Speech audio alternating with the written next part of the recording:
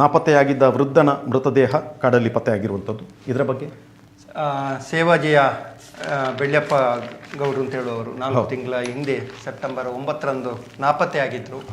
ಅವರ ಕಳೆಬರ ಏನಿದೆ ಅವರ ಮನೆ ಪಕ್ಕದಲ್ಲಿ ಸಿಕ್ಕಿದೆ, ಅದರ ವರದಿ ಇದೆ. ಸೆಪ್ಟೆಂಬರ್ 9ರಂದು ಅವರು ಮನೆಯಿಂದ ಹೋದವರು ಎಲ್ಲಿಗೆ ಹೋದರು ಅಂತ ಹೇಳುದು ಗೊತ್ತಾಗ್ಲಿಲ್ಲ. ಅವರ ಮನೆಯವರು, ಮಗ ಎಲ್ಲ ಕಡೆ ಹುಡುಕಾಡಿದ್ರು. ಸುಬ್ರಹ್ಮಣ್ಯಕ್ಕೆ ಹೋಗಿರ್ಬೋದು ಅಂತ ಅಲ್ಲಿ ಹುಡುಕಿದ್ರು, ಜ್ಯೋತಿಷರಲ್ಲಿಗೆ ಹೋದ್ರು, ಕೇಳಿದ್ರು. ಈಗ ಒಬ್ರು ನಾಪತ್ತೆ ಆದ್ರೆ ಹುಡುಕಾಟ ಮಾಡುವಂಥದ್ದು ಇದೆ. ಜ್ಯೋತಿಷರು ಹೇಳಿದ್ರಂತೆ ಉತ್ತರ ಭಾಗದಲ್ಲಿ ಇರ್ತಾರೆ ಅಂತ. ಆ ನಂತರ ಹುಡುಕಾಟ ನಿರಂತರವಾಗಿ ನಡ್ತಾ ಇದ್ರು. ಈ ಸಿಕ್ಕಿದ್ದು ಮಾತ್ರ ಮನೆಯ ಪಕ್ಕದಲ್ಲಿ, ಏನು ಮನೆಯಿಂದ 300 ಮೀಟರ್ ದೂರದಲ್ಲಿ ಈ ಕಳೆಬರ ಸಿಕ್ಕಿದೆ. ಉಮೇಶ್ ಅಂತ ಹೇಳುವವರ ಏನು ಜಾಗ ಇದೆ ಅಲ್ಲಿ ಚೆಂಡೆ ಮುಳ್ಳಿನ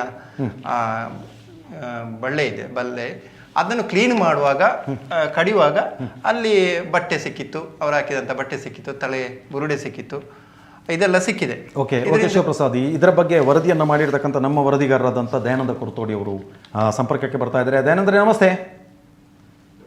ಹಲೋ, ನಮಸ್ತೆ ದಯಾನಂದ್. ನಮಸ್ತೆ ಸರ್.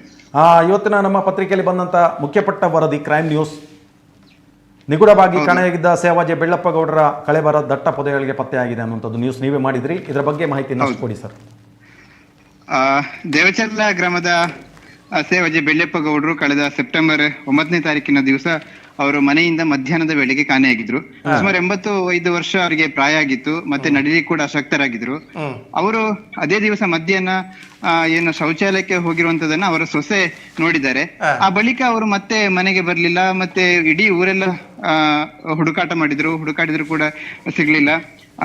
ಅವತ್ತು ಅವರ ಏನು ಮಗ ಸುಬ್ರಹ್ಮಣ್ಯರವರು ಪಕ್ಕ ಕೆಲಸಕ್ಕೆ ಹೋಗಿದ್ರು, ಅವರನ್ನು ಕೂಡ ಬರ್ಲಿಕ್ಕೆ ಹೇಳಿದ್ರು. ಬಂದು ಅವರು ಕೂಡ ಹುಡುಕಾಟ ಮಾಡಿದ್ರು, ಎಲ್ಲಿ ಕೂಡ ಸಿಗ್ಲಿಲ್ಲ. ಮತ್ತೆ ಊರವರು ಸೇರಿ ಹುಡುಕಾಟ ಮಾಡಿದ್ರು, ಹಾಗಿದ್ರು ಕೂಡ ಸಿಗ್ಲಿಲ್ಲ. ಹೀಗಾಗಿ ಅವರು ಪೊಲೀಸ್ ದೂರನ್ನ ಕೂಡ ನೀಡಿದ್ರು. ನಂತರ ಕೂಡ ಆಂಬುಲೆನ್ಸ್ ನ ಸುಳ್ಯದ ಪ್ರಗತಿ ಆಂಬುಲೆನ್ಸ್ ನ ಚಾಲಕರಾಗಿರ್ತಕ್ಕಂಥ ಹಚ್ಚು ಅವರು, ಅದೇ ರೀತಿ ಮುತ್ತಪ್ಪನ್ ಆಂಬುಲೆನ್ಸ್ ನ ಚಾಲಕರಾಗಿರುವಂತಹ ಅಭಿಲಾಷರ್ ಅವರು, ಅದೇ ರೀತಿ ಶ್ರೀ ಧರ್ಮಸ್ಥಳ ವಿಪತ್ತು ನಿರ್ವಹಣಾ ಘಟಕದ ತಂಡದ ಸದಸ್ಯರು ಮತ್ತು ಅದರ ಸಂಯೋಜಕರಾಗಿರ್ತಕ್ಕಂಥ ಚಿದಾನಂದ ಮುಂಡನಕಜಿಯವರ ತಂಡ,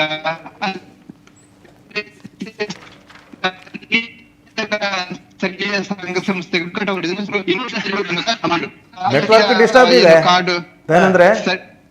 ನೆಟ್ವರ್ಕ್ ಪ್ರಾಬ್ಲಮ್ ಇದೆ, ಸ್ವಲ್ಪ ನೆಟ್ವರ್ಕ್ ಇರುವ ಕಡೆಯಲ್ಲೇ ಮಾತಾಡ್ತೀರಾ ಅಂತ ಕಟ್ ಆಗ್ತಾ ಇದೆ. ಸ್ಥಳೀಯ ಕಾಡು ಗುಡ್ಡ, ಅದೇ ರೀತಿ ಸ್ಥಳೀಯ ಒಂದು ಹೊಳೆ ಕೂಡ ನಡೀತಿದೆ. ಹೊಳೆಯಲ್ಲಿ ಕೂಡ ಎಲ್ಲ ಹುಡುಕಾಟವನ್ನ ಮಾಡಿದ್ರು. ಹಾಗೆ ಕೂಡ ಬೆಳ್ಳಪ್ಪ ಗೌಡ್ರು ಪತ್ತೆ ಆಗಿರ್ಲಿಲ್ಲ. ಇದರ ಮಧ್ಯೆ ಏನು ಸುಬ್ರಹ್ಮಣ್ಯ ಪೊಲೀಸರಿಗೆ ಅವರ ಮಗ ಸುಬ್ರಹ್ಮಣ್ಯರು ಸುಬ್ರಹ್ಮಣ್ಯರ ಮೇಲೆ ಅನುಮಾನವನ್ನ, ನೀವೇ ಏನು ಅವರನ್ನ ಕೊಂದಿರ್ಬೋದು ಅಂತ ಹೇಳ್ತಕ್ಕಂಥ ಒಂದು ಅನುಮಾನವನ್ನ ಕೂಡ ವ್ಯಕ್ತಪಡಿಸಿದಂತ ಘಟನೆ ಕೂಡ ನಡೆದಿತ್ತು. ಆ ಬಳಿಕ ಮತ್ತೆ ಯಾರು ಸುಬ್ರಹ್ಮಣ್ಯ ಪೊಲೀಸರು ಈ ರೀತಿ ಅನುಮಾನವನ್ನು ವ್ಯಕ್ತಪಡಿಸಿದ ನಂತರ ಒಂದಷ್ಟು ಬೇಸರ ಕೂಡ ಒಳಪಟ್ಟರು ಸುಬ್ರಹ್ಮಣ್ಯರು. ಆ ಬಳಿಕ ಆದ್ರೆ ಅವರು ಕುಂದಲಿಲ್ಲ. ಆ ಬಳಿಕ ಅವರು ಜ್ಯೋತಿಷರ ಮೊರೆ ಹೋದ್ರು. ಜ್ಯೋತಿಷರು ಕೂಡ ಏನು ನಿಮ್ಮ ಮನೆಯ ಉತ್ತರ ಭಾಗದಲ್ಲಿ ಅವರಿದ್ದಾರೆ ಅಂತ ಹೇಳ್ತಕ್ಕಂತಹ ಒಂದು ಸೂಚನೆಯನ್ನು ಕೂಡ ಕೊಟ್ಟಿದ್ರು. ಆ ಬಳಿಕ ಕೂಡ ನಿರಂತರ ಹುಡುಕಾಟವನ್ನ ಕೂಡ ಮಾಡಿದ್ರು. ಆದ್ರೂ ಕೂಡ ಅವರು ಬೆಳ್ಳಪ್ಪ ಗೌಡ ಸಿಕ್ಕಿರ್ಲಿಲ್ಲ. ಆದ್ರೆ ಇತ್ತೀಚೆಗೆ ಮೊನ್ನೆ 3-4 ದಿವಸದ ಹಿಂದೆ ಏನಾಯ್ತು ಅಂತ ಹೇಳಿದ್ರೆ, ಏನು ಈ ಸುಬ್ರಹ್ಮಣ್ಯರವರಿಗೆ ಅಂದ್ರೆ ಬೆಳ್ಳಪ್ಪ ಗೌಡರ ಮಗ ಸುಬ್ರಹ್ಮಣ್ಯರವರಿಗೆ ಒಂದು ಸ್ವಲ್ಪ ರಬ್ಬರ್ ತೋಟ ಇದೆ. ಅವರ ಮನೆಯ ಪಕ್ಕ ಉಮೇಶ ಹೊನ್ನಮೂಲೆ ಅಂತ ಹೇಳ್ತಕ್ಕಂಥವರ ಅವರಿಗೆ ಕೂಡ ಅವರ ಮನೆ ಇದೆ, ಮತ್ತು ಅವರಿಗೆ ಕೂಡ ರಬ್ಬರ್ ತೋಟ ಇದೆ. ಇವರ ಉಮೇಶರವರ ರಬ್ಬರ್ ತೋಟ ಮತ್ತು ಸುಬ್ರಹ್ಮಣ್ಯವರ ರಬ್ಬರ್ ತೋಟದ ಮಧ್ಯೆ ಒಂದು ಸ್ವಲ್ಪ ತುಂಬಾ ಪೊದೆ ತುಂಬಿದಂತಹ ಒಂದು ಕಾಡಿನ ರೀತಿ, ಅಂದ್ರೆ ಅದು ಚೆಂಡೆ ಮುಳ್ಳಿನ ಬಳ್ಳೆ, ಅದರೊಳಗೆ ಮನುಷ್ಯರನ್ನು ಅಸಾಧ್ಯವಾಗಿರ್ತಕ್ಕಂಥ ಬಳ್ಳೆ ಅದು. ಅದರ ಇವರು ಉಮೇಶ್ ಏನ್ ಮಾಡಿದ್ರು ಅಂತ ಹೇಳಿದ್ರೆ ಮೊನ್ನೆ ಹಲೋ ನೆಟ್ವರ್ಕ್ ಇಲ್ಲ, ಅದೇನಂದ್ ಕೇಳ್ತಾ ಇಲ್ಲ, ಕಟ್ ಆಗ್ತಾ ಇದೆ. ಸ್ವಲ್ಪ ನೆಟ್ವರ್ಕ್ ಇರುವ ಕಡೆ ಬನ್ನಿ. ಆಯ್ತು, ಕಟ್ ಆಯ್ತು. ಅವರು ನೆಟ್ವರ್ಕ್ ಇಲ್ಲ ಅಂತ ಕಾಣಿಸ್ತಾ ಇದೆ ಶಿವಪ್ರಸಾದ್. ಇದೀಗ ಅವರು ದಯಾನಂದರು ಹೇಳಿದ ಹಾಗೆ ಈಗ ಅವರ ನಾಪತ್ತೆ ಪ್ರಕರಣ ಸುಖಾಂತಿ ಆಗಿದೆ. ಅವರ ಕಳೆಬರ ಸಿಕ್ಕಿದೆ. ಆ ಮೂಲಕ ಬೆಳ್ಳಪ್ಪ ಗೌಡರ ಅಂತ ಹೇಳುವ ಈಗ ಒಂದು ರೀತಿಯಲ್ಲಿ ಜ್ಯೋತಿಷರು ಹೇಳಿದ ಹಾಗೆ ಸರಿಯಾಗಿದೆ ಅಂತ ಅನಿಸ್ತಾ ಇದೆ. ಹೌದು, ಉತ್ತರ ಭಾಗದಲ್ಲಿ ಸಿಕ್ಕಿದೆ ಅಂತ ಹೇಳುವಂಥದ್ದು. ಹಾಗೆ ಉತ್ತರ ಭಾಗದಲ್ಲಿ ಸಿಕ್ಕಿರುವಂಥದ್ದು. ಇದೀಗ ಈ ಪ್ರಕರಣ ಒಂದು ರೀತಿಯಲ್ಲಿ ಅಂತ್ಯ ಆಗಿದೆ. ಅವರ ನಾಪತ್ತೆ ಪ್ರಕರಣ ಅಂತ್ಯಗೊಂಡಿದೆ. ಅಂದ್ರೆ ವೃದ್ಧ ಮಾತ್ರ ಮೃತಪಟ್ಟಿದ್ದಾರೆ. ಹೌದು, ಮೃತದೇಹ ಸ್ವಲ್ಪ ಛಿದ್ರವಾಗಿ ಸಿಕ್ಕಿದೆ ಅಂತ. ಹೌದು, ಯಾಕೆ ಮೊದಲು ಅಲ್ಲಿ ಹುಡುಕಾಡಿ ಯಾಕೆ ಸಿಗ್ಲಿಲ್ಲ ಹೇಳುವಂತ ಪ್ರಶ್ನೆಗಳು, ಮತ್ತೆ ಸಾವು ಹೇಗೆ ನಡೆಯಿತು ಅಂತ ಹೇಳುವಂಥದ್ದು ಕೂಡ ಅದು ಮುಂದಿನ ತನಿಖೆ ಹೇಗೆ ಅಂತ ಹೇಳುವಂಥದ್ದು ಇನ್ನಷ್ಟೇ ತಿಳಿದು ಬರಬೇಕಾಗಿದೆ. ಅವರ ಮಗ ಸುಬ್ರಹ್ಮಣ್ಯ ಇವರು ಕಾಲಿಗೆ ಸಂಪರ್ಕಕ್ಕೆ ಬರ್ತಾ ಇದ್ದಾರೆ. ಸೊ ಅವ್ರ ಹತ್ರ ಮಾತಾಡ್ಸಿದ್ರು. ಸರ್ ನಮಸ್ತೆ. ನಮಸ್ತೆ. ಈಗ ಬೆಳ್ಯಪ್ಪ ಗೌಡರು ನಾಪತ್ತೆಯಾದ ಪ್ರಕರಣ ಇದೀಗ ಅವರ ಕಳೆಬರ ಮನೆಯ ಪಕ್ಕದಲ್ಲೇ ಸಿಕ್ಕಿದೆ. ಹೌದು. ಯಾವ ರೀತಿ ಘಟನೆ ನಡೆಯಿತು ಮತ್ತೆ ಅದು ಹೇಗೆ ಗೊತ್ತಾಯ್ತು ಸರ್? ಘಟನೆ ಸೆಪ್ಟೆಂಬರ್ 9ಕ್ಕೆ ಮನೆಯಿಂದ ಕಾಣಾಗಿದ್ದಾರೆ. 3 ಗಂಟೆ ನಂತರ. ಅದರ ನಂತರ ನಾವು ಸಾಧಾರಣ ಒಂದು 62 ದಿವಸ ಸಮೇತ ಹುಡುಕಿದ್ದೇವೆ. ಸ್ಟೇಷನ್ ಕಂಪ್ಲೇಂಟ್ ಆಯ್ತು, ಮತ್ತೆ ನ್ಯೂಸ್ ನವರು ಮತ್ತೆ ಎಲ್ಲರೂ ಊರವರು ಎಲ್ಲ ವಿಪತ್ತು ತಂಡದವರು ಎಲ್ಲ ಸೇರಿ ನಾವು ಹುಡುಕಿದ್ದೇವೆ. ಮತ್ತೆ ಹುಡುಕಿ ಎಂತದ್ದು ಗೊತ್ತಾಗುದೇ ಇಲ್ಲ ಆಯ್ತು. ಮತ್ತೆ ಏನು ಗೊತ್ತಾಗುದಿಲ್ಲ. ಎಲ್ಲರೂ ಹೇಳುದಾದ್ರೆ ಉತ್ತರ ಈಶಾನ್ಯ. ನಮಗೆ ನಾವು ಹುಡುಕುದು ಫಸ್ಟಿಗೆ ಒಂದು 2 ಕಿಲೋಮೀಟರ್ 3 ಕಿಲೋಮೀಟರ್ ಸುತ್ತ ಹುಡುಕಿ ಆಗಿದೆ. ಯಾಕಂದ್ರೆ ಒಬ್ರು ಹೋದಲ್ಲಿ ಒಬ್ರು ಹೋಗ್ಲಿಕ್ಕೆ ಆಗುದಿಲ್ಲ. ಹೌದು, ಒಬ್ರು ಹೋದಾಗ ನಾವ್ ಅಲ್ಲಿ ಹೋಗಿದ್ದೇವ್ರೆಲ್ಲ ಮತ್ತೆ ಅಲ್ಲಿ ಹೋಗ್ಲಿಕ್ಕೆ ಆಗುದಿಲ್ಲ. ಹೌದು ಹೌದು, ಅದು ಹಾಗೆಲ್ಲ ಹುಡುಕಿ ಆಗಿದೆ. ಅದೇ ಎಲ್ಲ ಬಿಟ್ಟು ಈಗ ನಾವು ಮನೆ ಸಿಕ್ಕಿದಲ್ಲಿ ಸಮೇತ ಅದೇ ರಬ್ಬರ್ ಲೈನ್ ಅಲ್ಲಿ ಬಂದಿದ್ದಾರಂತೆ ಜನ ಹುಡುಕೊಂಡು. ಮತ್ತೆ ಅವರು ಅಲ್ಲಿ ಹೇಳ್ತಾರೆ ನಾವಲ್ಲಿ ನೋಡಿ ಆಗಿದೆ ಅಂತ ಹೇಳ್ತಾರೆ. ಮತ್ತೆ ಕೆಳಗೆ ಅವರು ಈಗ ಬಂದ್ರು. ಅದು ಹಾಗೆ ಆಯ್ತು. ಮತ್ತೆ ಒಬ್ಬ ಅಷ್ಟು 62 ದಿವಸದಲ್ಲಿ ನಮಗೊಂದು ಜ್ಯೋತಿಷ ಆದದ್ದಲ್ಲಿ ನಾವು ಅಲ್ಲಿವರೆಗೆ ದೇವಕ್ಕೆ ಮುತ್ತೊಡ್ಡಿ ಹುಡುಕಿದ್ದೇವೆ ಉತ್ತರ ಸೈಡ್ ಸಹ. ಆದ್ರೂ ನಮಗೆ ಯಾವ್ದು ಗೊತ್ತಾಗಿಲ್ಲ. ಮತ್ತೆ ಮೊನ್ನೆ ಅದು ಇಲ್ಲಿ ಅದು ಹೊನ್ನೆಮಲೆ ಉಮೇಶ ರಾಮನಗರ ಮಗ ಅವರಲ್ಲಿ ರಬ್ಬರ್ ಕಾಡು ಕಡಿರುವಾಗ ಅವರಿಗೆ ಅಂತೊಂದು ತಲೆಯ ಇದು ಕಂಡಾಗ ತಲೆಯದಲ್ಲಿ ವೈರಸ್ ಆಗಿರ್ಬೇಕು. ಅದು ಕಂಡಾಗ ಆಯ್ತಂತೆ. ಅದಾಗ ಮಾರನೇ ದಿವಸ ಬೆಳಿಗ್ಗೆ ನಾನು ಇಲ್ಲಿ ಕೆಲ್ಸಕ್ಕೆ ಹೋಗೋ ಅರ್ಜೆಂಟ್ ಅಲ್ಲಿ ಇದ್ದೆ, ಕೂಲಿ ಕೆಲ್ಸಕ್ಕೆ. ಅಷ್ಟಾಗ ಬೆಳಿಗ್ಗೆ ಬಂದು ಹೇಳಿದ ಅವನು ಅಲ್ಲಿ ಒಂದು ವೈರಸ್ ಕಂಡಂಗೆ ಆಯ್ತು, ಹಂಗಮ್ಮೆ ಹೋಗಿ ನೋಡು ಹೇಳಿದ ಅರ್ವತ್ತಲ್ಲಿ. ಹಾಗೆ ನಾನು ಮತ್ತೆ ಚಿಕ್ಕಮ್ಮ ಹೋದು. ಚಿಕ್ಕಮ್ಮ ಅಲ್ಲಿ ಹೋಗಿ ಆಗುವಾಗ ನಮಗೆ ಗೊತ್ತಾಗಿಲ್ಲ ಅಲ್ಲಿ ಅದು ಮೇಲೆ ಕಡಿಲಿಲ್ಲ ರಬ್ಬರ್ ಗಿಡ, ಇದು ರಬ್ಬರ್ದ ಕಾಡದು ಕೆಳಗೆ ಸೈಡ್ ಕಡಿದ್ರು. ನಾವಲ್ಲಿ ಹಾಗೆ ನೋಡಿ ನಮಗೆಂತ ಗೊತ್ತಾಗಲ್ಲ. ಮತ್ತೆ ನಾನು ನೋಡಿದೆ ಅದು ಮಿಷನ್ ಬಂದಾಯ್ತು, ಕಾಡು ಕಡುವ ಮಿಷನ್. ಹಾಗಾದ್ರೆ ಅವರು ಕಡ್ದವ್ರಲ್ಲ, ಅವ್ರನ್ನ ಕೇಳುವಾಗ ಹೋಗುವಾಗ ಅವರು ಬಂದು ತೋರಿಸಿದ್ರು. ಹಾಗೆ ನೋಡುವಾಗ ಒಂದು ಇದು ಎಂತ ಹೋದಲ್ಲ ಇದು ತಲೆ ಇದು ಕಂಡಾಗ ಆಯ್ತು. ವಾಪಸ್ ಅಲ್ಲೇ ಹೇಳಿದ್ರು ಅಲ್ಲಿ ಎಲ್ಬು ಕಾಣ್ತದೆ, ಮತ್ತೆ ಅಲ್ಲಿ ಇದು ಅಂಗಿ ಕಾಣ್ತಾರೆ, ಅಂಗಿ ಗೊತ್ತಾಗಲ್ಲ. ಮತ್ತೆ ಇಲ್ಲಿ ವೈರಸ್ ಅಂತ ಹೇಳಿದ್ರು. ವೈರಸ್ ಮುದ್ದೆ ಹಾಕೊಂಡಿದ್ದಾಗಿತ್ತು. ಅಷ್ಟೇ ನಮಗೆ ಗೊತ್ತಾದ್ರು. ಸಮೇತ ಬರ್ಲಿಲ್ಲ ನಮಗೆ. ನಮ್ಮದು ಮನೆ ಸ್ವಲ್ಪ ದೂರಕ್ಕೆ ಅಲ್ಲ, ಹಾಗೆಲ್ಲ ಬಾರಿ ದೂರ ಇದ್ದಲ್ಲ. ಅವರ ಮನೆಗೂ ಹತ್ತಿರ ಆಗ್ತದೆ, ನಮ್ಮ ಮನೆಗೆ ಸ್ವಲ್ಪ ದೂರ ಆಗ್ತದೆ. ಇದೀಗ ಬೆಳ್ಯಪ್ಪ ಗೌಡ್ರದಂತೇಳಿ ನೀವು ದೃಢಪಡಿಸಿದ್ದೀರಿ. ಅಲ್ಲ ಸರ್, ಈಗ ಸುಬ್ರಹ್ಮಣ್ಯರವರೇ ಜ್ಯೋತಿಷರು ಹೇಳಿದ ಸ್ಥಳದಲ್ಲೇ ಸಿಕ್ಕಿದ್ದ ಮೃತದೇಹ? ಅಲ್ಲ ಇದು ಜ್ಯೋತಿಷರು ಹೇಳಿದ ಸ್ಥಳನೇ ಅಲ್ಲ. ಇದು ತಿಳಿದ್ರೆ ಒಂದು ಜ್ಯೋತಿಷರು ಹೇಳಿದ್ದಾರೆ ಉತ್ತರಕ್ಕೆ ಹೋಗಿ ಪೂರ್ವಕ್ಕೆ ಹೋಗಿದ್ದಾರೆ ಅಂತ ಹೇಳಿದ್ದಾರೆ.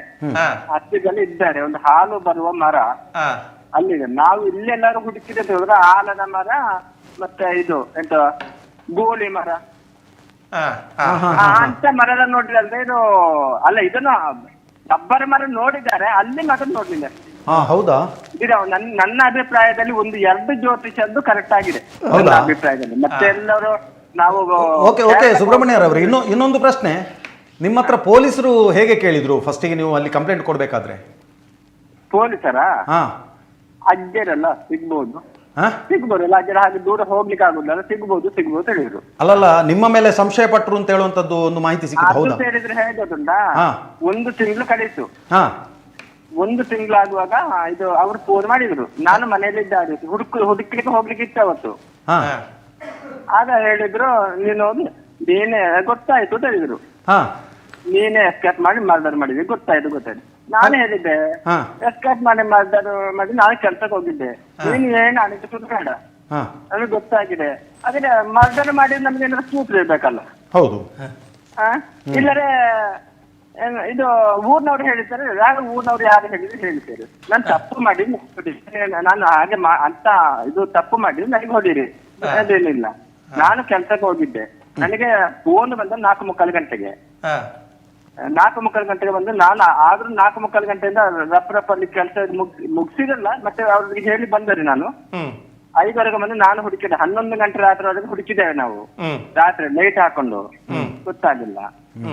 ಅದು ನೀನೇನು ಅದ್ರದ್ದೆಲ್ಲ ನೀನೇನು ನಮ್ಮನ್ನ ಅದನ್ನೇನು ಮಾಡುದು ಬೇಡ, ನೀನು ತಪ್ಪಿಸುದೇನು ಬೇಡ, ನಿನಗೆ 2 ಕೋರ್ಸ್ ಅಂತೇಳಿ ಅವರ ಇದು ಎಂತಪ್ಪ ದೊನ್ನೆ ನಾವು ಅದನ್ನು ಹೀಗೆ ಮಾಡಿದ್ರು. ಅದ್ ನನಗೆ ಕಣ್ಣ ನೀರು ಬಂತಂದ್ರೆ ನಾನು ತಪ್ಪು ಮಾಡಿ ನಾನು ಧರ್ಮ ನಮಗೆ ಹೇಳಿದ್ದಲ್ಲ, ನಮ್ಮ ಪ್ರಯತ್ನ ನಾವು ಮಾಡಿದ್ದೇವೆ. ಓಕೆ ಓಕೆ ಓಕೆ ಸುಬ್ರಹ್ಮಣ್ಯರವರೇ, ಬಾಕಿ ಉಳಿದ ಮಾಹಿತಿ ಎಲ್ಲ ನಮಗೆ ಲಭಿಸಿದೆ. ನಮ್ಮ ಪತ್ರಿಕೆಯಲ್ಲಿ ಕೂಡ ವರದಿ ಬಂದಿದೆ, ತಾವು ನೋಡಿರ್ಬೋದಲ್ವಾ? ಹೌದೌದು. ಓಕೆ, ಮಾಹಿತಿಗಾಗಿ ಧನ್ಯವಾದಗಳು ಸುಬ್ರಹ್ಮಣ್ಯರೇ. Okay sir. ಅತ್ತೆ, ಇದು ನನ್ನ ಬರ್ಡೇ ಗಿಫ್ಟ್. ಇದೆಲ್ಲ ಜೀವನದಲ್ಲಿ ನನಗೋಸ್ಕರ ತಗೊಂಡ್ಬಂದಿದ್ದಾರೆ. ನಿನ್ ಮೇಲೆ ತುಂಬಾ ಚೆನ್ನಾಗಿ ಕಾಣುತ್ತೆ. ಇದು ತುಂಬಾ ಚೆನ್ನಾಗಿದೆ ಅಲ್ವಾ? ತುಂಬಾ ಚೆನ್ನಾಗಿದೆ.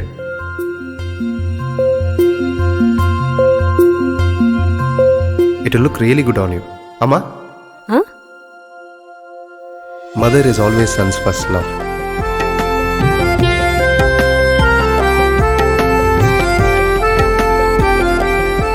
ಪ್ರತಿ ಪೀಳಿಗೆಯ ಪ್ರೀತಿಯ ಮಳಿಗೆ ಜಿಎಲ್ ಆಚಾರ್ಯ ಜ್ಯುವೆಲರ್ಸ್. ಮನೋಶಕ್ತಿ ಅನ್ನುವಂತ ಒಂದು ಶಿಬಿರದ ಮೂಲಕ ಸಂಕಲ್ಪವನ್ನ ಹೇಗೆ ಮಾಡಬೇಕು, ಆ ಸಂಕಲ್ಪವನ್ನ ಮಾಡಬೇಕಾದ್ರೆ ನಮ್ಮ ಮೈಂಡ್ ಅಂದ್ರೆ ಸ್ಟೇಟ್ ಆಫ್ ಮೈಂಡ್ ಅಂತ ಏನ್ ಕರೀತಾರೆ, ಆ ಮನಸ್ಸು ಯಾವಾಗ ಯಾವ ಸ್ಥಿತಿಯಲ್ಲಿದ್ದಾಗ ನೀ ಸಂಕಲ್ಪ ಮಾಡಿದ್ರೆ ಅದು 100% ನೀನ್ ಪಡಿಬಹುದು.